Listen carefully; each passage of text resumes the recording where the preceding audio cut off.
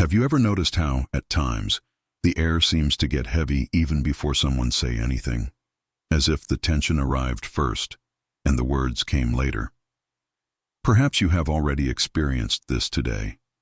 A conversation that started simple, and suddenly something changed. The tone, the look, the silence that tightens your chest. At these times, the mind races to find the right phrase, something that calms down, something that resolves, something that prevents the explosion. But the more we try to control the moment, the more it slips out of our hands. What if I told you that there is a sentence so simple, so silent in its power, that it is capable of calming almost anyone, including you, even in the darkest moments? Tense? Not a convincing phrase, not advice, not an explanation. A phrase that does not face, does not correct, don't dispute. It acts like water when it encounters a stone in its path. Don't push, don't argue. It just contours, and yet it transforms. The curious thing is that this phrase was not created to resolve conflicts. It was born to dissolve tension before conflict exists, because most discussions are not born from words. It arises from the inner state of the speaker, and even more so, from those who listen. We live in a noisy world inside. Even when everything is silent on the outside, there is a multitude of thoughts fighting for attention. Defenses raised, hidden fears, silent pride. When two minds meet like this, any sentence becomes a spark. This is why trying to win a conversation almost always costs peace. This is why over-explaining tends to make things worse. And that's why sometimes a single sentence said at the right moment changes everything. But here's the most important point, and almost no one talks about it. This sentence doesn't work because it's clever. It works because it aligns the invisible. She doesn't just speak to the ears, she speaks to the body, to breathing, to the internal rhythm. Throughout this video you will discover what this phrase is, but more than that, you will understand why she calms down when using it, and how to let it transform not just difficult conversations, but the way you goes through the days. If you feel that there is something invisible guiding your encounters, your conflicts, and even your silences, stay here. Maybe what you're looking for isn't an answer, but a space of calm where everything can finally rest. Almost no one notices, but most of the tensions in everyday life are not caused by great conflicts. They arise from small, invisible fractures. A misinterpreted look, too short an answer, a silence that lasts a few seconds longer than expected. And suddenly something changes in the air. It's not anger yet. It's not a discussion. It's just a subtle tightening, as if the body goes into a state of alert without asking permission. The mind then takes control. She starts to interpret, judging, defending yourself. Why did he say that? Is she disrespecting me? I need to respond now. I can't look weak. In a few moments, we are no longer present. We are reacting to stories we create within ourselves. The curious thing is that, most of the time, the other person is going through the same process. Two busy internal worlds trying to talk through simple words. It's like trying to cross a turbulent river carrying glasses full of water. Any sudden movement, spills. Modern life has intensified this. We live in a hurry, accumulating stimuli, worries, and expectations. We enter into conversations already tired, already tense, already full. It's not that people are more aggressive. They are more overloaded. And when someone who is overwhelmed feels like they are not being heard, understood, or respected, the body reacts before reason. Breathing changes. The muscles contract. The tone of voice rises without intention. From then on, the content of the conversation doesn't matter. The tension has already taken over the space. Maybe you recognize this in common situations. A family conversation that ends in discomfort. A coworker who responds crossly. A short message that seems too cold. Nothing serious happened, but something was out of place. The problem is that we were taught to solve everything with words. Explain better. Argue more. Convince. As if the tension were logical. But tension is not a language problem. It's an inner state problem. When someone is closed inside, No sentence gets through in one piece. It hits, breaks, and comes back as resistance. This is why arguing in the heat of the moment rarely works. This is why being right does not bring peace. And that's why so many conversations end with the feeling that something has been lost, even without knowing exactly what. What is lost is not the argument. It's the connection. There is an invisible point in every human interaction where everything is still intact. Before defense, before pride, before the reaction. But this point is silent, and almost no one knows how to access it.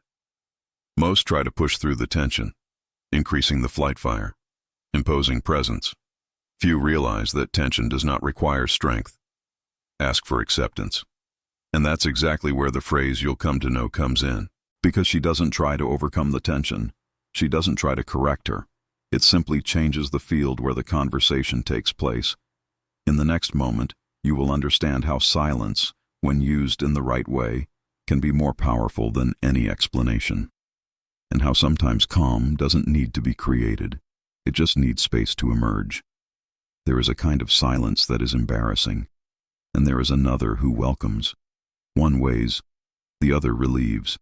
Almost no one learns to tell the difference, because we grow up believing that silence is absence, when, in fact, it is presence in its pure state. Observe nature for a moment. Before the rain falls, there is a silence in the air. Before the wind changes direction, something becomes suspended. It is not empty. It's preparation. The same thing happens in human relationships. When tension arises, our first reaction is to fill the space. Say something quickly. Justify. Explain. Prove we are right. But words thrown upon troubled ground rarely create harmony. They sink. The right silence, however, acts differently.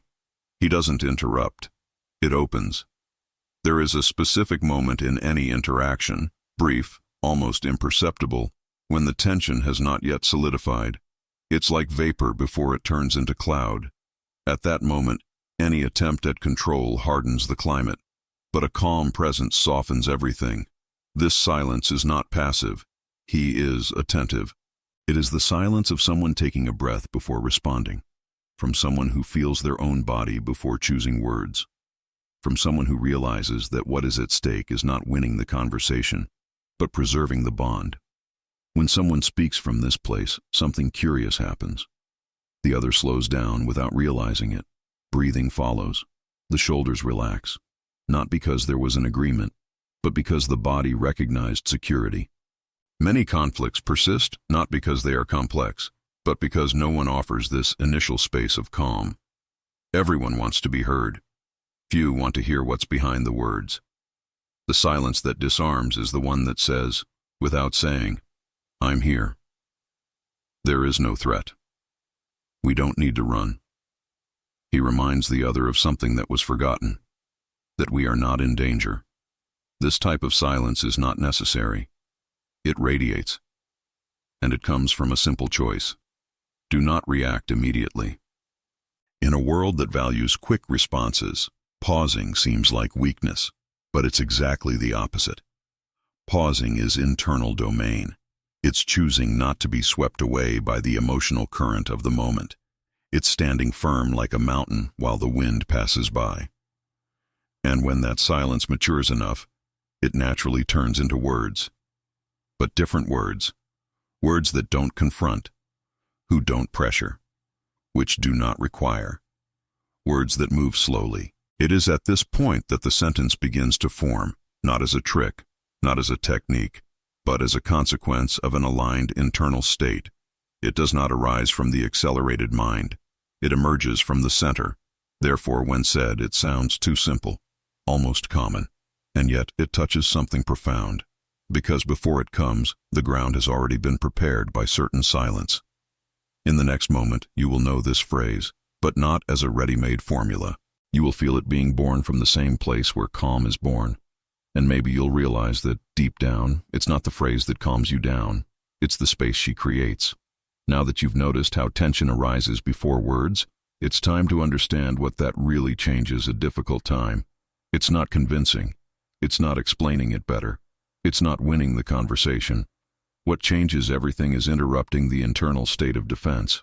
And the sentence that does this is simple precisely because it does not try to dominate the situation. It does not require an immediate response. She doesn't accuse. She doesn't correct it. She just recognizes it. The sentence is, I could be wrong, but I want to understand you. It may seem too common at first glance, and that's exactly why it works. When someone is tense, the body automatically goes into protection mode. The person is not listening to understand. They are listening to defend themselves. Any phrase that sounds like attack, judgment, or absolute certainty reinforces this state. But when you say, I could be wrong, something rare happens. You dismantle the expectation of confrontation. The other no longer needs to prove anything. There's no need to explain yourself in a hurry. You don't have to win. The body relaxes because the threat disappears. And when you complete it with, but I want to understand you, you do something even deeper. You change the focus of the conversation. It stops being about who is right and becomes about connection. This sentence doesn't work because of the words themselves. It works because it reorganizes the emotional field of interaction. She says, without saying, I'm not here to attack you. I'm not here to compete. I'm here to listen. In tense moments, this is rare, and everything that is rare attracts attention. Imagine a common discussion, two people talking at the same time, interrupting, increasing the tone. Suddenly, one of them stops, breathe, and he says calmly, I could be wrong, but I want to understand you.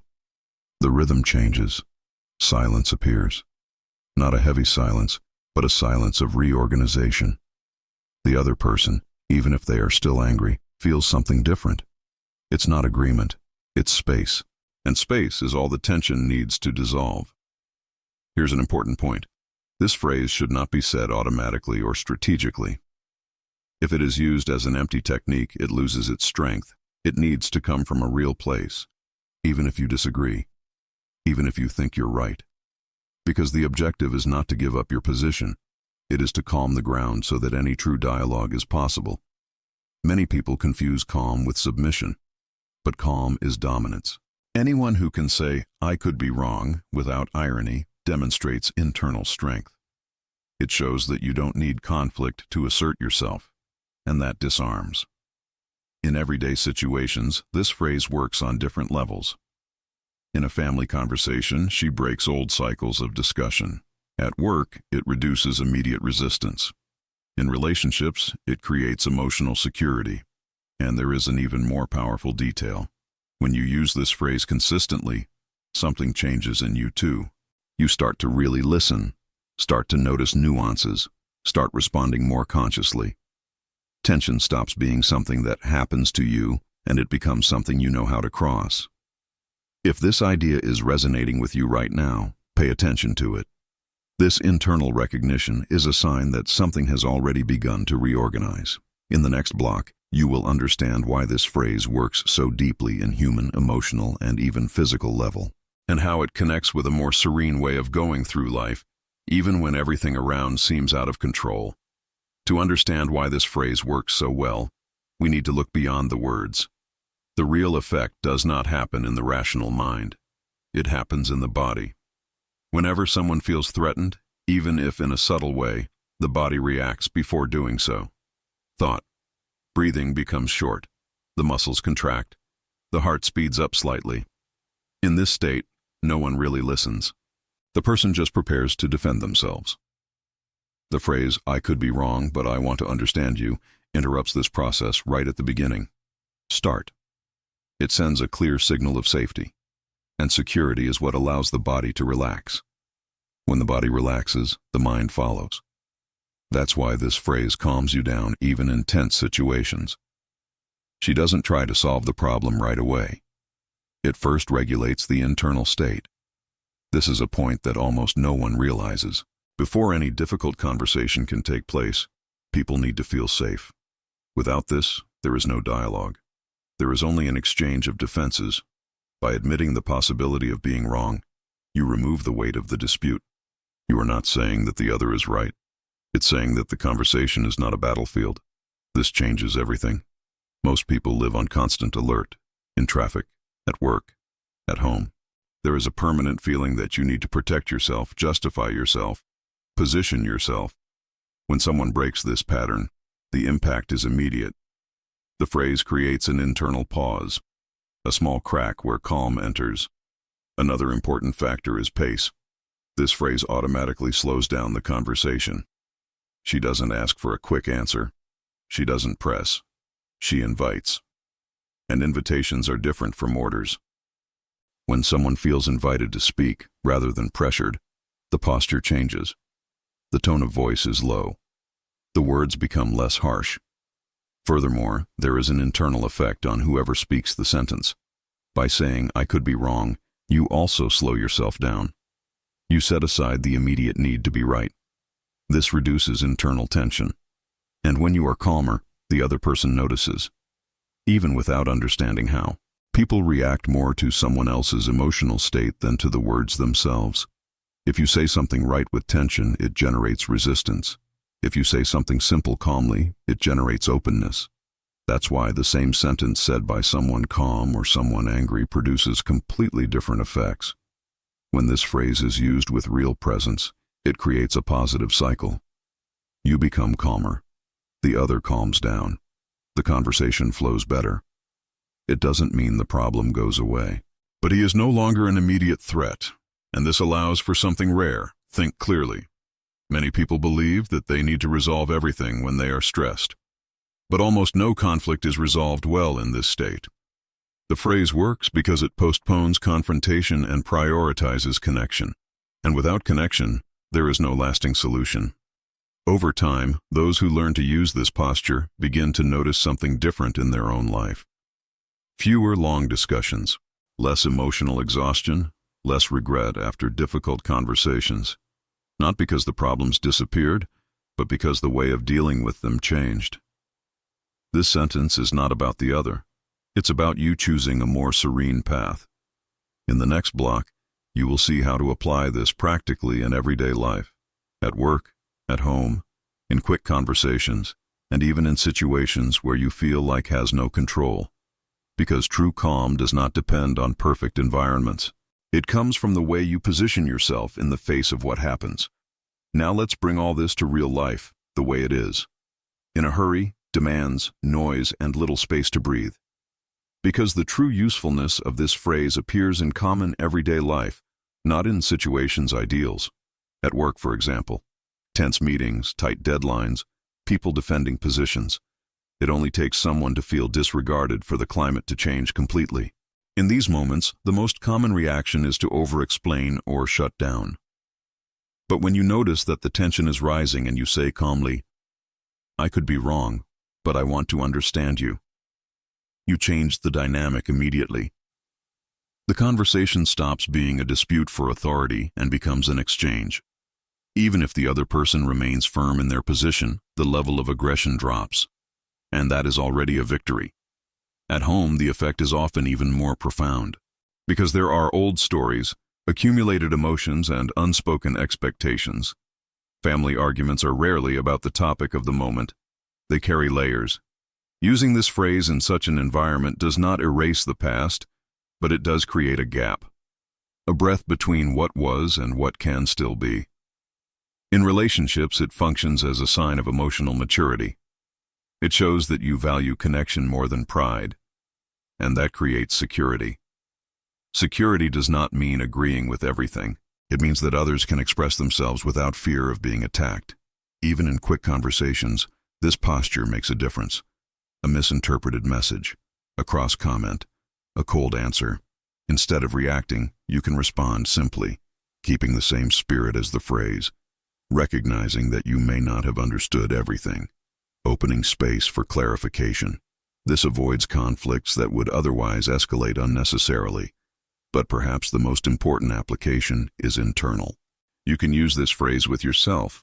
When you notice the mind racing, judging, reacting, you can internally admit, "Maybe I'm not seeing everything right now." This recognition reduces internal rigidity.